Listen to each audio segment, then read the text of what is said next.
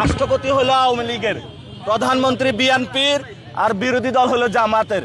সব একসাথে মিলে একটা প্যাকেজ তৈরি করা হয়েছে, যেই প্যাকেজ মধ্যে গণ অভ্যুত্থানের শহীদরা যে কারণে শহীদ হয়েছিলেন, আবরার ফাহাদ যে কারণে শহীদ হয়েছিলেন, এই প্যাকেজের মধ্যে কোনো লেশ মাত্র নাই।